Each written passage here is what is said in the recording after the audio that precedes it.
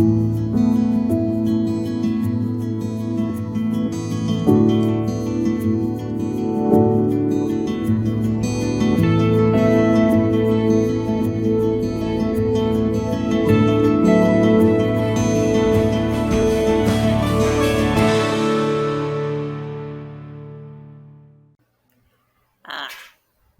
fantastic.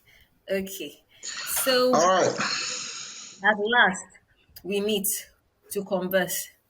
So it's great to have you on the show today. Just for the sake of our viewers or our listeners who might not know who you are, today we'll be discussing with Niyi Aderoju, one of the co-founders of Oryx Food. They produce staples like gari, elubo, bean flour, and the usual things that we Africans enjoy to eat. So, Niyi, it's nice to be speaking with you today. Nice to be here. Thank you for inviting me. Thank you for having me. Fantastic. Fantastic. It took us a while, but at least we're finally doing it. So I'm grateful. So Yeah. let me start by asking why you delve into the obvious reason of going into a sector regarding food. I know food is a good product to build on for business, but why staples in particular? What gave you the confidence to start manufacturing things like that, especially in a country where things are difficult in terms of the ease of doing business? For us, it was a decision based on personal experience. Um, I tell people all the time, at a certain time, my children and my wife were living in the UK. And then at a certain time, I was living in the US, while trying to get some things done. Um, and throughout those times when we were living outside Nigeria, we found that it was extremely difficult. Then it was significantly difficult to get staple food that we would normally find across the streets in Nigeria. You would walk out and you'll be able to find these things within a 1 mile radius of your house or your home. Um, there were times when um, you'd have to go 20, 30 miles to just go and get African store that has proper staple foods for you to be able to eat at home. So initially, the dream, the desire, the points of direction that we wanted to go to was actually for export to, assuage what people were going through. And we wanted to do it properly. We wanted to meet international standards, and we wanted to showcase what Nigeria had. Okay, but as I know, you did a detour. I don't know if you eventually started exporting, but I know that I can find Oryx food in most of the major retail stores in Nigeria. So tell me about that journey instead. So what made you divert to superstores like Shoprite and SPAR?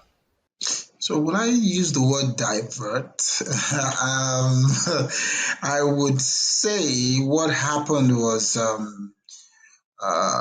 or it was more or less when you're a victim of your own success. And we brought out, we went through a lot in designing the packages, getting NAFDAC certification, doing things, like I said, properly, getting things done properly. And at the time, we came out with our Ziploc bags for reusable bags for our products.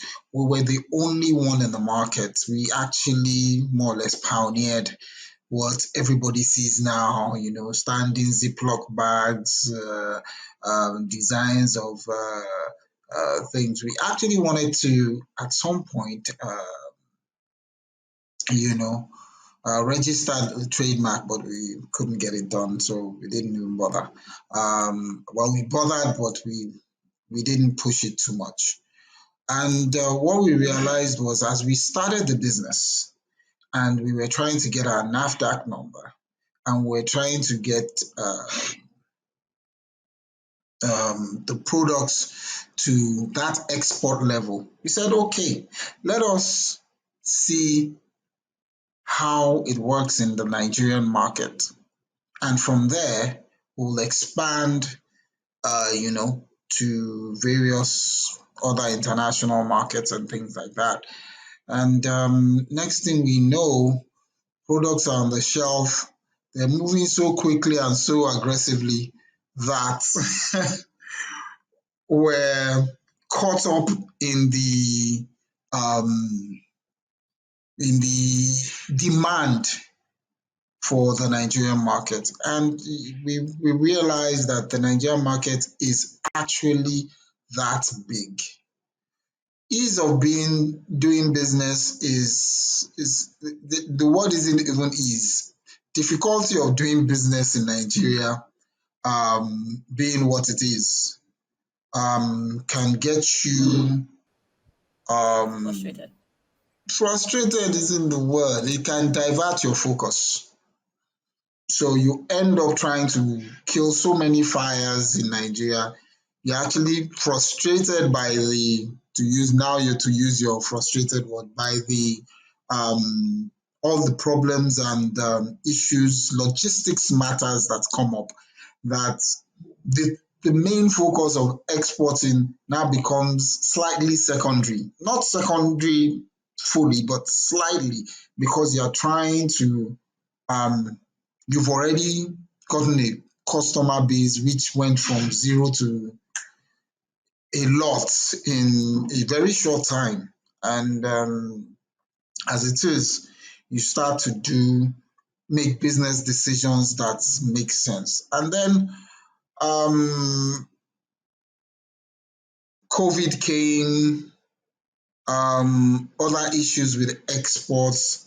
Exporting things out of Nigeria is, I dare say, extremely difficult. Extremely difficult. It seems the people that have been put in the space to help you export have decided, instead of helping you to export, they want to exploit, because they believe, oh, this person wants to collect dollar, I must get my own percentage out of that. But that's another, business. So, like I said, we were like a victim of our own success in the Nigerian market. The product was wanted everywhere, having to move products to Abuja, to Kano, to places really, really outside our whatever. And then one also needs to understand that in Nigeria there are very few logistics solution providers. So you need to get something from Lagos to Abuja. Yes, you can get it done, but it's at the end of the day makes you non-competitive, so expensive, so whatever. So yeah. Wow. Okay. I get you. I get you. But it's not all doom and gloom. At least the success story was that you were able to get into Shoprite and some of the other stores. And I say this because Gary is not what's the word? It's not exclusive. It's not an exclusive product. It's everywhere. And I assume that Shoprite already had people selling Gary when you approached them. People selling all the other staples and flours. So what was different about your product? What was your pitch like that made them um, accept the product into the store? And was it the same process for the other supermarkets as well? Okay, so let me just quickly clarify if I gave the wrong impression about. Like I said, we were a victim of our own success. It's not doom and gloom, but it was the infrastructure is lacking. We all know that. Yeah, I mean, You just talked about internet, you've talked about the lighting and things like that. So, having to do business in that environment can be quite difficult. So, to your question, ShopRite was getting into the supermarkets is an easy sell. The product speaks for itself, right? That's your Um, product in particular. Yes, our product speaks for themselves. When you look at it, it's appealing to the eyes. It's we went through research, getting the packaging and the marketing right. And I tell people all the time when they want to get into Shoprite, you want to get into any international whatever, make sure that if your product is dropped anywhere in the world, it might not beat what is in the US or in the UK or in China or wherever. It might not beat it, but it won't look ugly. It will not look Or as if this. it's out of place. Always standards, good standards. Let me not say just say standards. And once you have that product that has a good standard, then you can approach anybody. Confidence is high. Even other people. Before we approach, I must say, before we approach Shoprite, SPAR, and Game, and all the big supermarkets and stuff, people we had approached smaller supermarkets, smaller. I dare say when we go to the markets, people in Okeari, Moshi markets and things like that, they say, no, this one is for super. They actually say it. This one is not for but you realize that the market is there in Nigeria. I had a lady how did she get my number? She went to Shoprite and she's one of our Abuja customers. She went to Shoprite one day and she didn't find the product. And she asked the manager of Shoprite. She didn't call the number on the back. She got my personal number by calling the manager of the Shoprite, that particular Shoprite in Abuja, who now gave her the person that we dropped the products with in Abuja, gave her that person's number, who now gave her my number. And the only reason she was calling it wasn't that there was no other, I mean, she went to another ShopRite. By the time she called me, she said, I'd gone to another ShopRite location in Abuja and I picked up the product. So it's not that I want to ask you for the product, but I just, from there, and we became friends. I mean, I still haven't met her, but we talk on the phone. Well, we used to talk on the phone, and she would call me and she would say, "Oh, this," and we talk about all sorts of things. But what I'm trying to say is the product itself has to be at a level where it can sell itself. And sometimes that involves spending a lot of money. We were lucky.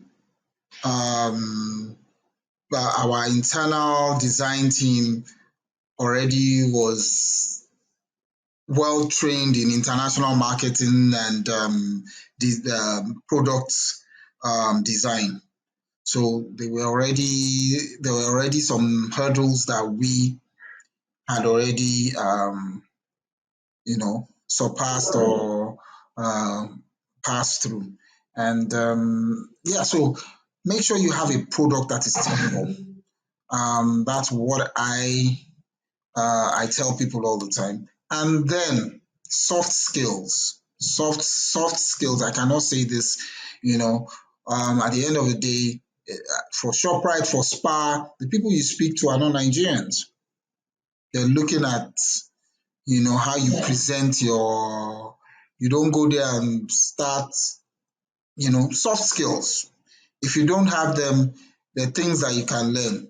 YouTube, Google, Um, there's so many things on the you can learn on the internet. When to say good morning, how to say good morning. I remember we were trying when doing our presentation at Shoprite.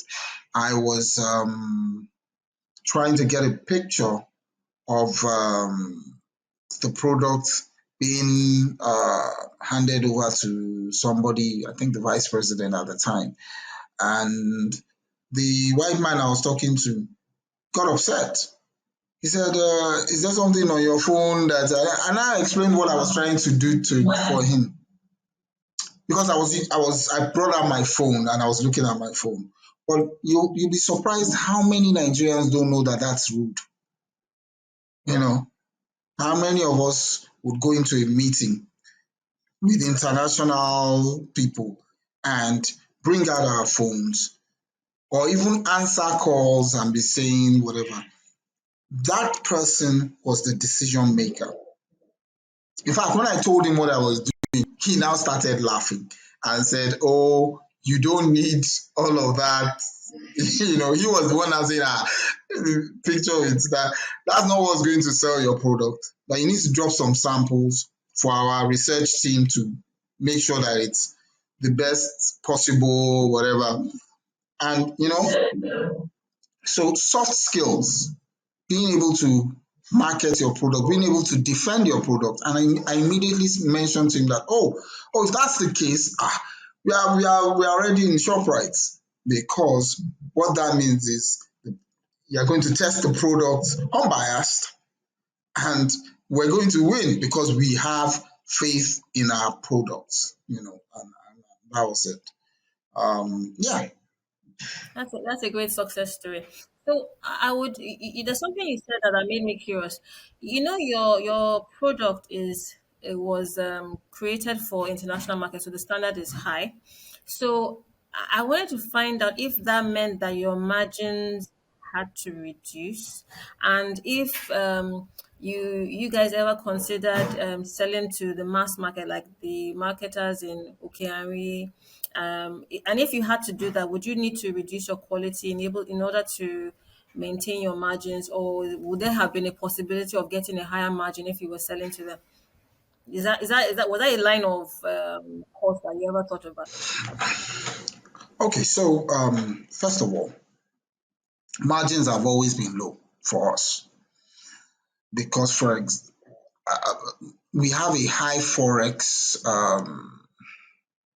input in our product. You would say, gari, beans flour. Is the beans not in Nigeria? Is the gari cassava not,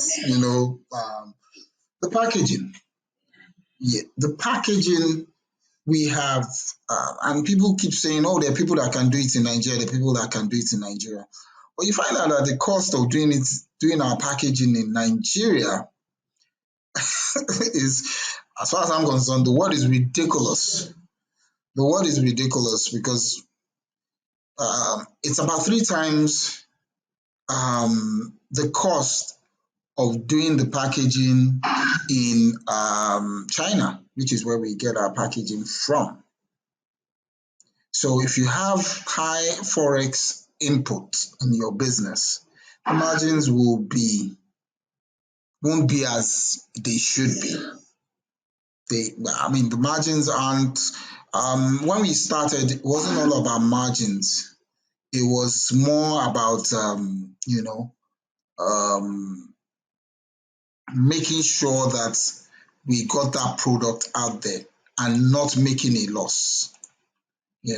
So we didn't want to make a loss. And I tell people all the time, sometimes you go into business and the margins aren't good for you, but the exposure, and we actually have a customer that came in from South Africa and she bought, like I said, I don't know how to get my number sometimes, and she called me on the day she was leaving Nigeria and she said that all she wanted to do was be the distributor. It didn't happen eventually, but because we don't have ships going to South Africa from Nigeria. And air freight, another thing about margins, air freight in products which are a bit heavy, would, it won't make any sense even for her. Yeah, so, but back to margins. At the time we entered Shoprite and all the major supermarkets, it was to get exposure, to see if this our products could move in a market, in an intellectually whatever market. And we were very happy to find out that on the shelves of supermarkets, they were moving quite quickly. And but in terms of margins, even now, our margins are, if they're still tight, they're still tight. But we are a fast moving product, and the idea is turnover will be quick, will be effective, will be such a way that by the time our products are moving volumes, the margins will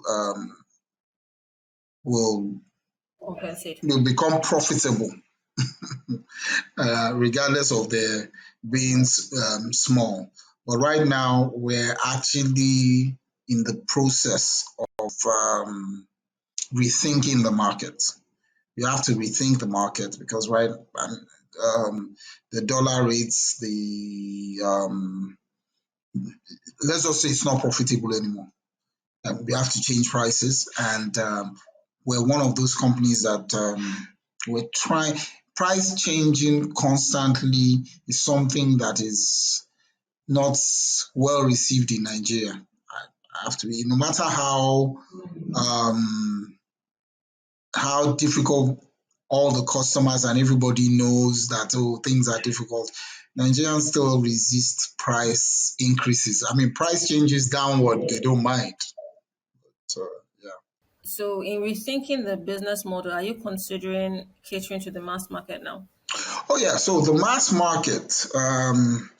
Apologies. The mass market is. I'm not sure it's ready for our product, and I'll tell you why.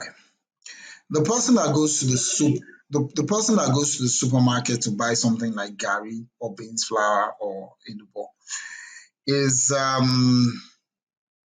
interested in quality, is interested in safety, is interested in people being responsible for their products. That person wants to pick up, wants the taste of Okeani, Mushin, and Oshodi, all the markets, but prioritize safety, um, properly produced products, cleanliness, and other things like that. The time that we sold the most was there was a time Lassa fever was supposed to be prevalent, and Lassa fever is um, principally transmitted by rats and rodents and things like that. And anybody that knows how Gary is made understands that, you don't know when the rats or rodents have been in the production, whatever. But when you look at our product, you have confidence. It has a NAFDAC number. It's well presented. It's packaged and air sealed tight. You know that even if there was infiltration, it will be minimal compared to the person that just puts it out there. Sometimes you actually see the rats running around the person. So for the mass market, it will be a difficult sell. Apart from that, it's also more expensive, like I said, because of our FX input. We're looking for the day when the naira will be so strong that that will be negligible and then it will compete. Right. But the person who is in packaging, whose product is supposedly the same with yours but has no packaging, overhead is minimal, there's no distribution cost other than getting it to the market, there's no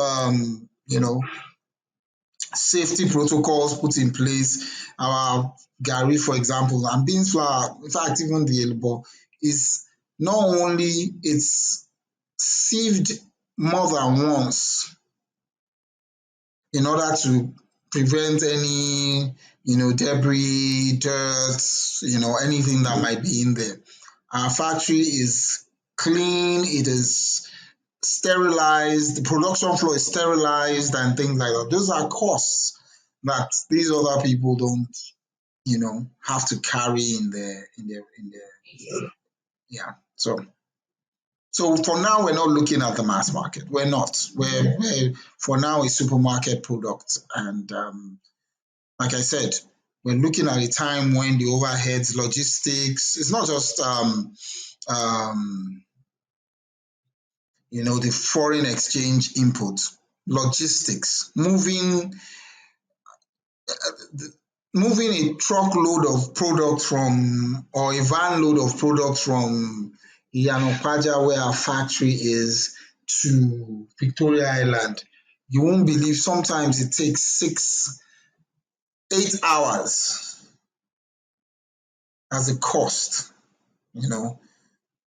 So for now, we're not looking at the mass market. Okay, that's okay. At least you're focused on the market that you're in, and that's absolutely fine. But there's something you said that I wanted to ask you about. So can we say that it's a rule of thumb that if you have a fast moving product, then as a guidance, your margin should be lower. And then if your product is something that doesn't move as fast, you should expand the margin that you have because you're not selling it as often. It's not replaced as often. Is that a good guide for anybody trying to decide on what kind of margin to charge? In terms of margin, I also tell people know your market. Know your market. Honestly, when we started this business, our target for Nigeria was partly the supermarkets and then um, go into the mass market, while always having at the back of our minds that we're an export product, right? So for margins, it's all about knowing your market, right? One, that's the principal thing. Then two, for the margin, you need to know the competition. You need to know the competition. Even in the supermarkets, you mentioned earlier, there were products that were exactly what we were producing already in the supermarket. I dare say because of us, quite a few of them have changed their packaging, changed their presentation, changed their way of doing business because these guys, because those products in the supermarket before we came in, most of them, not all of them, most of them were just like, okay, it's a mass market product. I can't come and go and spend, as the young people will say, I can't come and go and spend so much on packaging and things like that. And then at the end of the day, they were thinking margins and they were thinking mass markets. The truth about it is you need to understand your market. You need to, will they buy this? Look at the competition. Our products were slightly more expensive, slightly, in some cases even cheaper than other competing products on the shelf. But when someone picks up our product and picks up the other guy, he looks at us, looks at us, this extra 20 naira or this extra 50 naira or whatever. Makes sense. Look at it now. And then I can reuse it and drops the other one. And that was what I mean. At a point, we had some people sabotaging us, well, trying to sabotage us, you know. And I realized that, oh, yeah, presentation is very, very important. It's key. So your margins should be determined by your understanding of your market, and you have to spend time. It's not something that you except if your product is a first on the shelf kind of product. I don't know what product that would be in Nigeria of today, but I mean, there are always new products. There are always new products. And if your product is first to market, yeah, first to market, then you can do whatever you like with margins. By the time the competition catches up and they're selling it at a cheaper price, then you can now reduce your pricing. And then I will quickly tell you in terms of margins, it's also determined by your pockets. How quickly you want to make your profit back. If you want to make your profit back, because I know of a business in Nigeria, a very, very popular and big business in Nigeria, that they plan to get into any fast moving products, markets, is to actually undercut whoever is there right now. That's the plan. It has worked for them over and over. Okay, to capture the market. Yes, to capture the market, they come in with a price that is always cheaper or less than the prevailing price for whatever competition that is out there.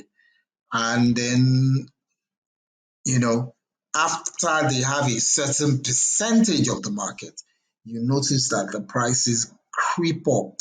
It's not something they do suddenly, but next thing, maybe last year you were paying 50 naira less for something, and then this year you just realize that this same product is now 10 naira more or 20 naira more expensive than the products as compared to the same period a year ago.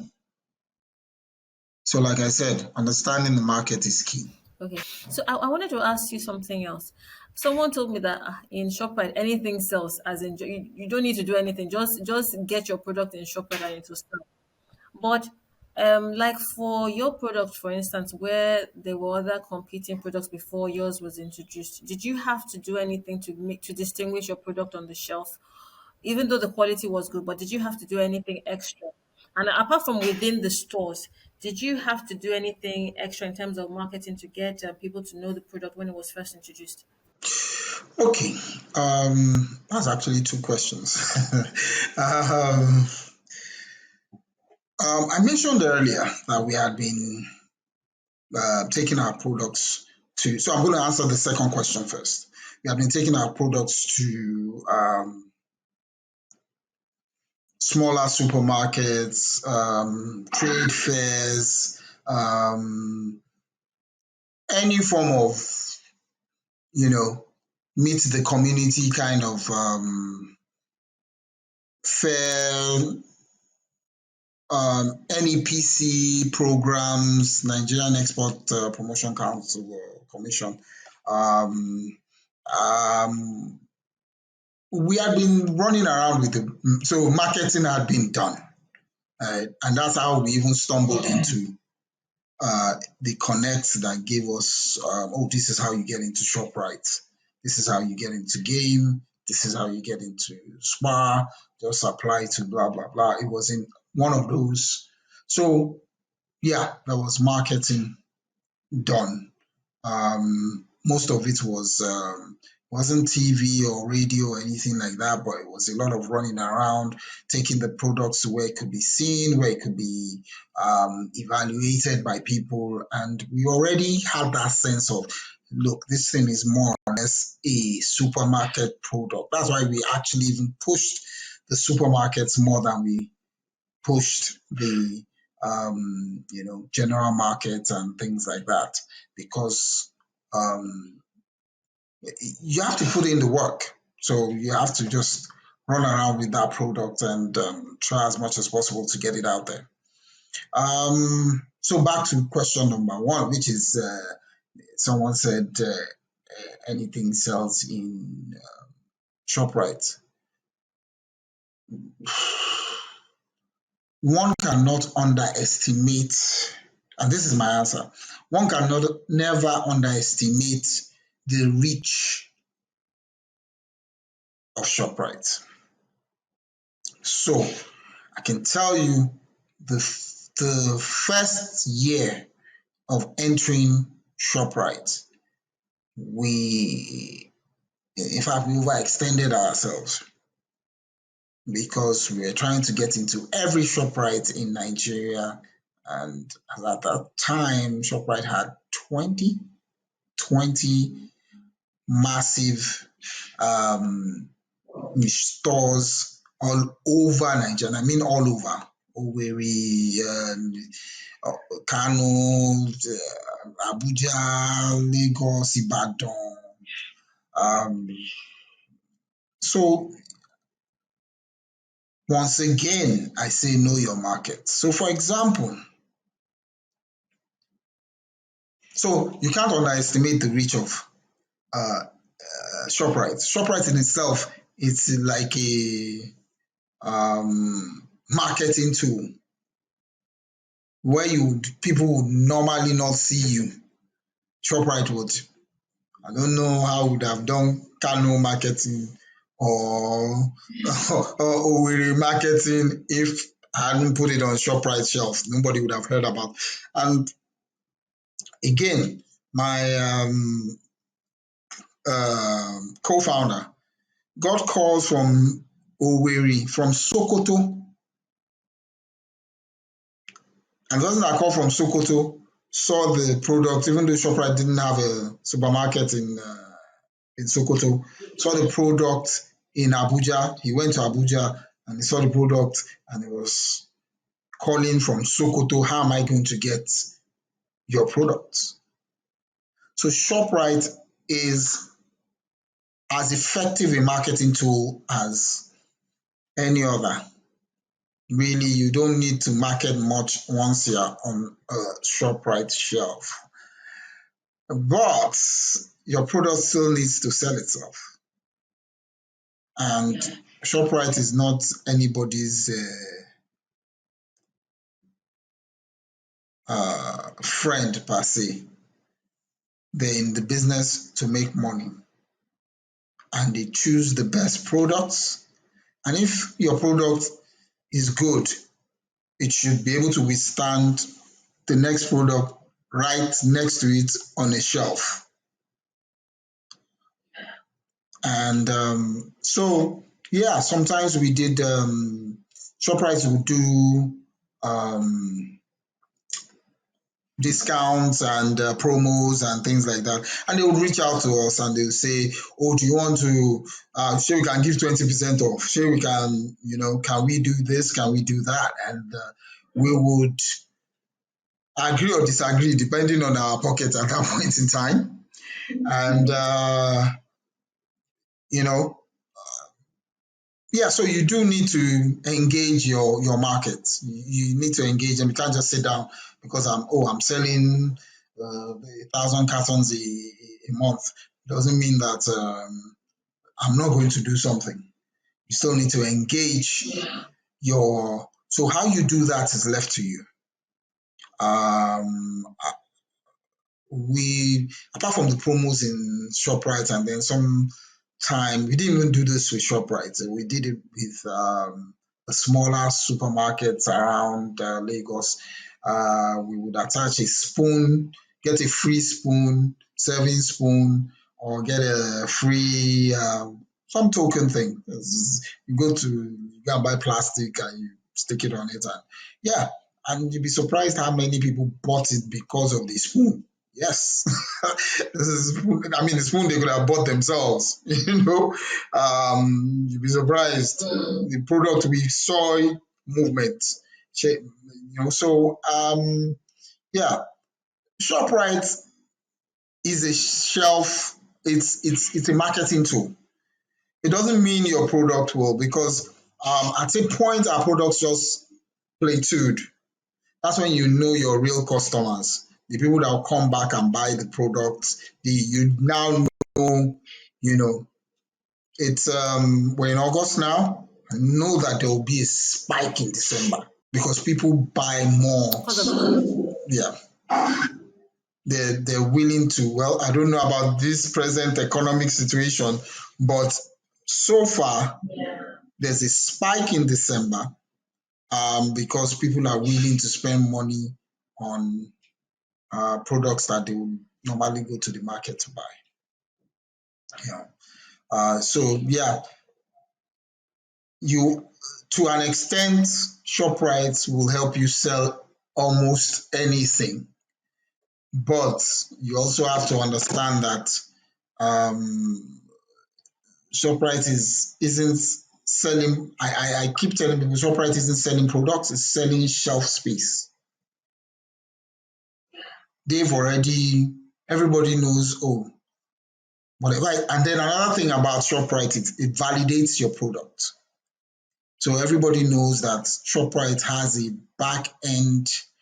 At the back of their mind, you're going into Shoprite, you know that whatever it is you are going to get there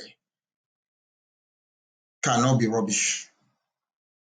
It's not, they have a back end, validation system for every product that is on their shelf. And that's one of the reasons why people go, it won't be expired, it won't be torn, it won't be damaged, it will, stop. So you already know.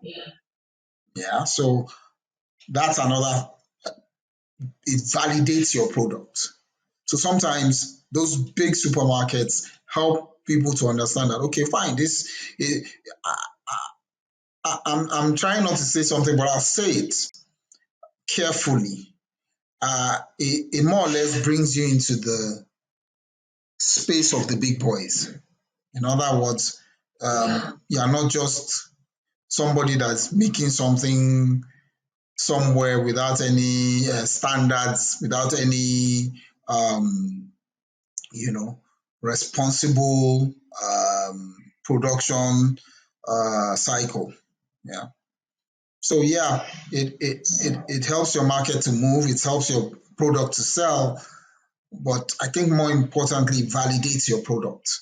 It says this product is, you know, um, acceptable to a certain market. Yeah. Okay. So based on what you said, it makes me ask a question. You said you tried to get into all the ShopRite stores. I imagine that the volume of sales for each store will be different. Like a Lagos or an Ikeja store, for instance, will probably do more in sales than maybe Owerri. You know. So in hindsight, do you think that a better strategy should have been to just stay within the stores that have the potential to do the largest volumes, or did it make sense to still be in all the stores? Because I imagine that the because of the cost of logistics, the margins that you might receive from delivering to the furthest store from where you are, say Lagos, might maybe in the end not make it worth it delivering to that store if the volumes are not significant. So would it have been a better strategy to pick the stores? I don't know if the supermarkets allow this though, but to pick the stores that you actually want to be in, and focus on the ones that will do the most volumes, vis-a-vis the logistic cost. Okay, so this is a question that I have to thank you for asking. Because I was in charge of operations, and I can tell you that the question that you've asked is not only valid, it is key for the kind of products that we have. I have to say the only product that we have, okay, well, um, the product that I would say cuts across the whole of Nigeria, and I say this carefully, is the Gary. Because there's no part of Nigeria that you go to that people do not take Gary to different variants, yellow gari, white gari, but gari, there's no way. Go to the furthest part of Nigeria. Even in the north where gari is not a staple, people still take gari, right? But like I just said, in the north, it is not a staple. So why would you send volumes of gari to Kano or Elubo at all? Elubo is a Yoruba product. You would send it because there are some Yoruba people there, not even some, but Yoruba people everywhere. Yorubas and Igbos are the most probably traveled and mixed people in Nigeria, and they will want this product. But we found that, in fact, there's some Shoprite stores that we don't send to anymore. So with the way the work Shoprite's order system is, the stores will just upload order. You look on your system and you, oh, this store needs this, this store wants this, this store needs that. And they sell based on the volume that they sell because they have limited storage spaces. So you need to, I'll give you an example. Apapa, Shoprite Apapa sells more than Shoprite Sule. But Shoprite Apapa orders less per order, orders less per order than Shoprite Sule. Why? As in, when you say per order, you mean as per your products in particular? Yes, Okay.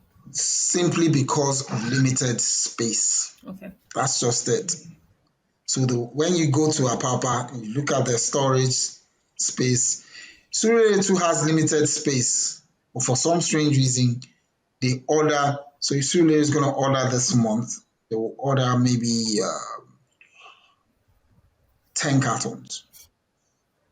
But Papa never orders more than 5 cartons. But they can order it 3 times in a month. At the end of the Right. month, you are doing 15 cartons to Apapa, but 10 cartons to Sule.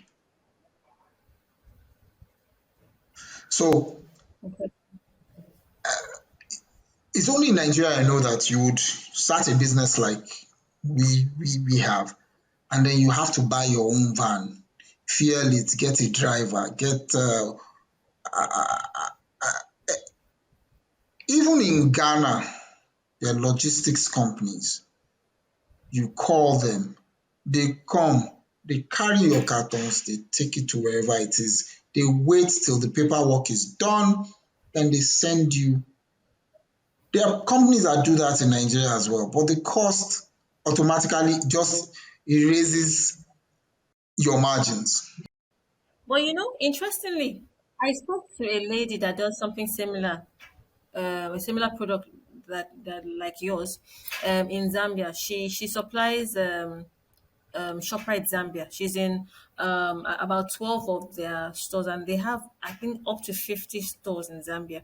And I asked her why isn't she in all the stores, and she said because she can't afford to take her products to some of the stores, so she focused on the ones that are closest to her. So I was like, why doesn't she use a logistic company? And she said because they charge differently. That they charge based on the value of the invoice, not the weight, the value. So, for Wow. instance, it can then become more expensive to use them because if what you are sending to the supermarket is not heavy, but the value is high, they will charge you more. So, in your case, where you are carrying volumes that and it's weighty, you probably will be charged less if you are not if you'll be charged less if you're not doing too much. Meanwhile, if I, for instance, have a smaller weight in product, but my product is more valuable in terms of its cost or what the amount on the invoice, I'd be charged more.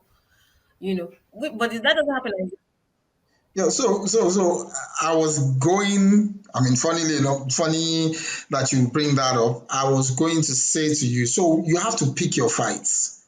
based on your I mean, as I while I was still in charge of operations, I would ask right down to the factory worker, what do you think? This is going to so and so and so. I mean, going to the east used to be a nightmare. We couldn't afford to send lower volumes because we can't be sending you five cartons every month. It made no sense. So it's better we just get a big order once, and then we know for the next 3 months we don't mind that the product isn't moving. You know, at some point the cost became ridiculous, and we just stopped east of the Niger. Just forget it, because the cost. And I could understand when they explained to you, that should I say this or not? um, that every junction you meet, law enforcement and local government, and and you have to pay. And then when they look in and they see, oh, this thing looks expensive, I don't blame them. They have to make money as well. They have to make money as well. And so we at some point we were just doing Southwest Nigeria and Abuja. And to be honest, um, I don't believe every product. Well, they might be products universal in their nature. Soap, um, bathing soap, detergent, some other products might be universal. So do you need the same volumes in Kano as you need in Lagos, or you need the same volumes in Owerri as you need in Lagos, or whatever. Um, so you need to pick. And then back to what I was saying, I was leading to um, cost of sending, logistics, and things like that.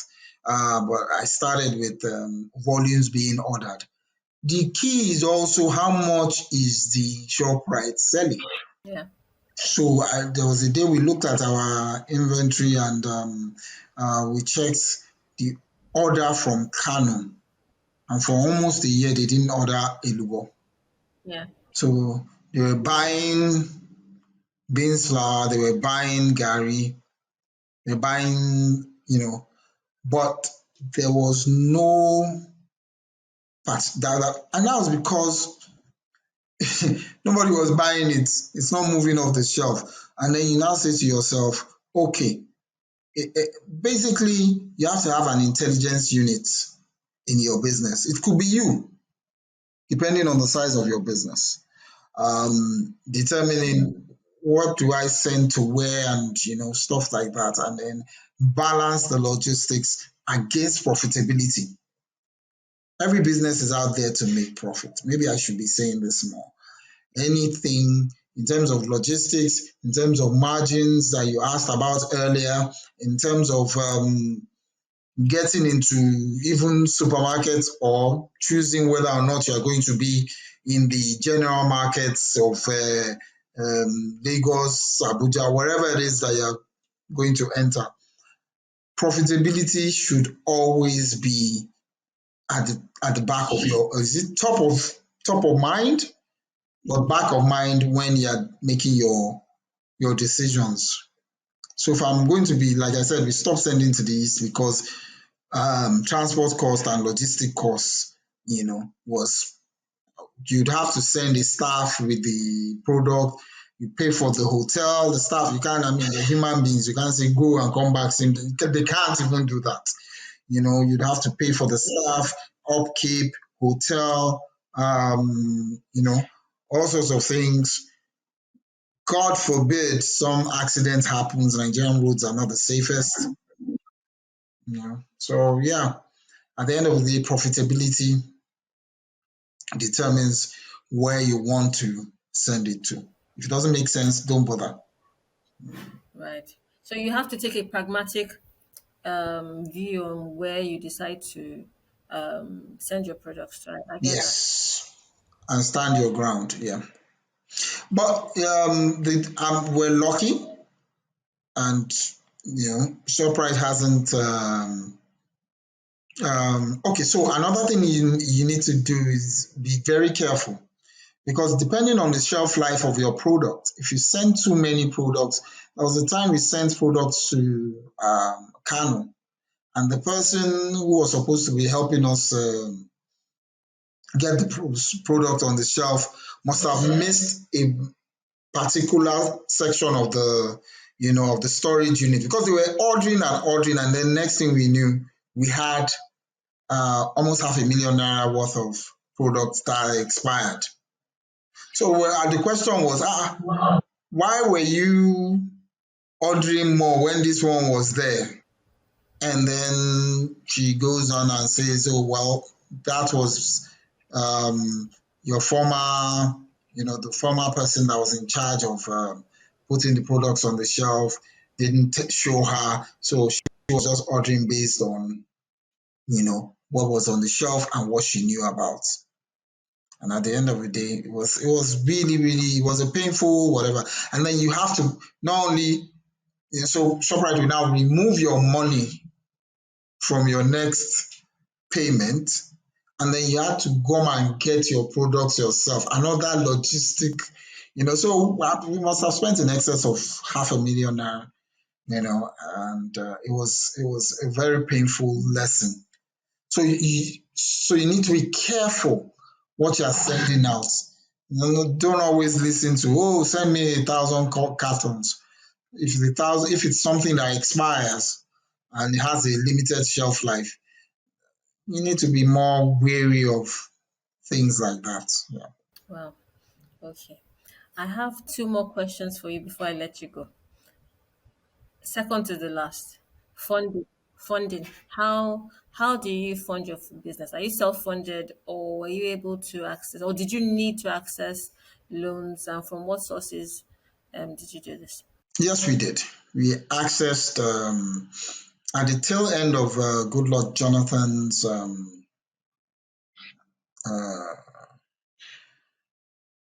regime. We had a there was a government funding for new business GEM program. I think it was an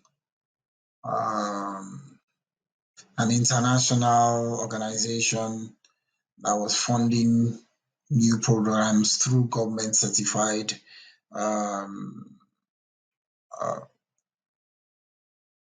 through a government certified program was funding SMEs, and we got it wasn't a lot. I mean, the amount we spent, um, it wasn't it was, but it was helpful. It was helpful, and apart from that, we've more or less funded the business from ground up with savings, um, sales, Family and friends? family and friends. Yes, family more like it, less friends. Okay. And then plowing back your profits, I guess. Yes, yes. So funding in Nigeria is very, very difficult. The reason we didn't opt for bank funding because we were offered a lot of bank funding, but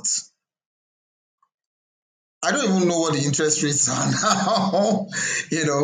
Interest rates were 23, 25, 30% on something that your margins are 10%. It's Ridiculous. where are you going to? I mean, the math did not make it was bad math. Let us do it. It was like I said, profitability should. And then, okay, another thing I would like to say is that people should be careful. If you are under pressure and you think you need funding, be careful because you might just end up being a bank worker at the end of the day. You're working for the banks. because they will remove the money from source, right? As they are plowing back money into the system, they're just taking interest. Might a loan that you think you pay off in 3 years, 6, 7 years down the line, because I know someone in that particular situation right now. 6, 7 years down the line, interest rates have increased, and she's still paying off. So funding is very difficult. I know, I know. Yeah. Okay, so just rounding up, I'd like to ask. I usually ask all my guests the same question that, like, if you had to do everything again, what would be that one thing that you would do differently in hindsight? I don't think it's one thing. Um, so if it's not one thing, I probably wouldn't do anything different. But if it's a series of things, I would. I think now that you put it,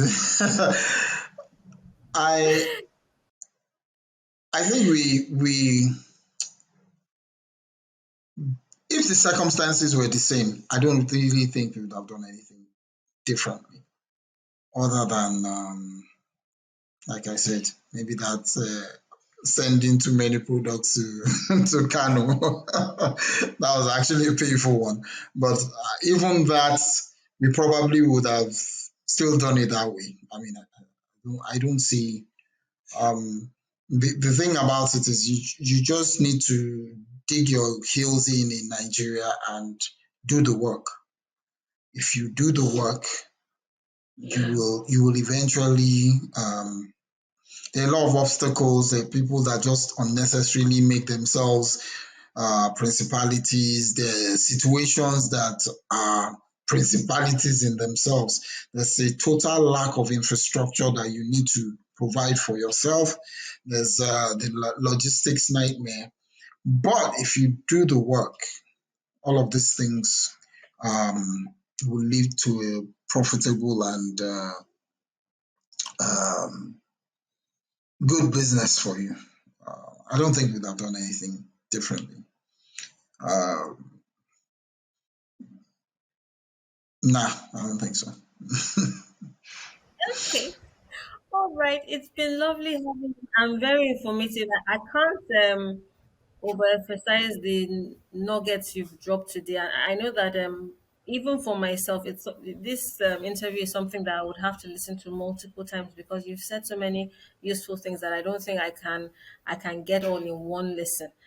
So we really do appreciate you and the time you took in explaining intricately the hurdles you had to face and how you surmounted those challenges and why it is still actually still worth it to even start a business in the first place. Thank you very, very much. You're very welcome. Thank you for having me. It's been great being on with you. Thank you. Thank you.